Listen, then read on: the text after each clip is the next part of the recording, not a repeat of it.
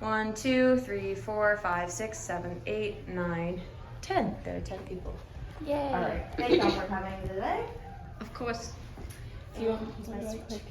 It's Saturday. You have two options. Some would go to the theater, movie theater, to go and enjoy some buttery popcorn, maybe grab a few friends, and go see the newest movie out. If you're a little bit more introverted, as I am, you would sit down, maybe get snuggled up in a blanket, put in some coffee or tea, and dive into the pages of your favorite book for a few hours.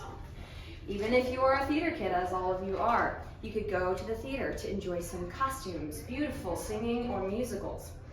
Most will go to the theater to be entertained by great cinematography or VFX. If you're reading a book, you might do it to give your imagination a thrill, through action or a horror story. Some don't just enjoy the activities that they engage in, they learn from it. You could go to learn, to gain inspiration, or to even further understand the subject. The second person will obviously benefit more from the story than the first. They'll be able to apply the fictional to their real lives. The fantasy is applicable to reality, though you may not understand how. Hi, I'm Madeline Davis, and I'm here to persuade you all that fictional books and movies, though they may seem devoid of valuable information, teach vital lessons and important concepts for your everyday life. Carmody wrote in an article called "What Can I Learn from Fantasy? 8 Lessons." He suggests that learning perspective is everything, seeing things from both the villain and the hero's side, learning what morality is, good versus evil. That the creative mind is stimulated. Of course our creative mind is stimulated. Our imagination is filling in all of the gaps that our, yes ma'am. Our imagination is filling in all of the gaps that the fantasy cannot fill. And we can learn valuable character traits. We can see what we want in our own lives through the characters that we watch or that we read. The thing is, fiction is rich with all kinds of important lessons and interesting concepts. From philosophical concepts to applicable quotes, they teach us things, but we tend to walk over it and only enjoy the story. For example, Dory's quote. We all know Dory from Finding Nemo, and her famous, lovable quote, "Just keep swimming. If you don't, there's something wrong with you." But it teaches us that we should continue going through even the hard times, though it is just a cute quote. The problem is that unless we look for these lessons, we won't see them. We can't get everything out of fiction unless we're actively looking for information. But here's the thing, everyone's like, "Maddie, I want to just enjoy. I don't want to be thinking super hard about philosophical concepts. I want to really enjoy what I'm seeing." But here's the thing, you can do both. There's no problem that you can't just enjoy, but you can also learn at the same time. And here's how. We retain information better when we relate information to a story. Using stories and metaphors to relate information to can wildly improve the possibility of a clear memory. There are thousands of stories and researchers that have done research on memory and how stories can affect that. How you relate stories to can also affect that. Kay Jones wrote an article on Oxford Open Learning called "Stories' Power to Improve Memory."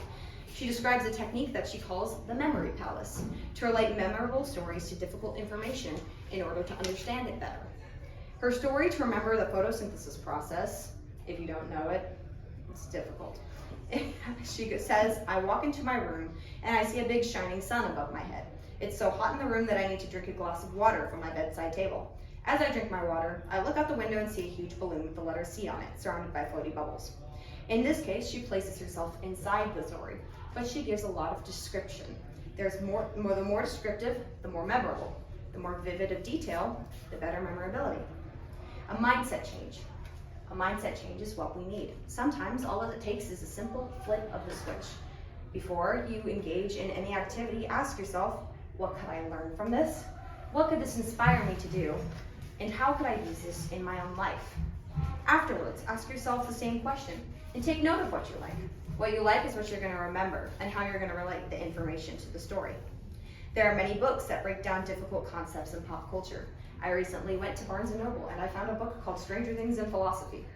I also found one, Jurassic Park in Philosophy. Turns out they have hundreds of volumes of relating philosophy to pop culture.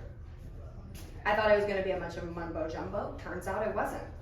Deep subjects within storylines is what I found.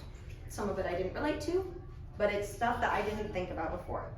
There are several benefits to listening into the different subjects that are within pop culture. It teaches lessons through stories that we can resonate with. Sometimes we can find difficult lessons that we won't have to live through, but we can watch somebody else live through it. Of course, sometimes we do need that little kick of a tough time, but sometimes we could just watch it from the outside. Number 2, it broadens our imagination.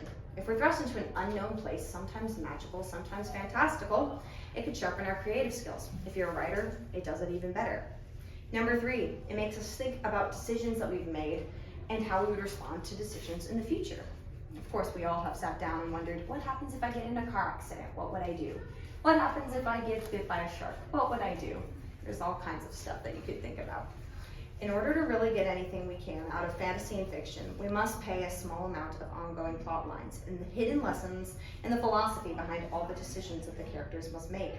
The next time you watch a movie or read a book, I implore you to ask yourself those 3 questions. What could I learn? What could this inspire me to do? And how can I use this in my own life? See how much of an understanding you can get and how much more of a memorable image you can keep by asking yourselves these 3 questions. Thank you. Yeah.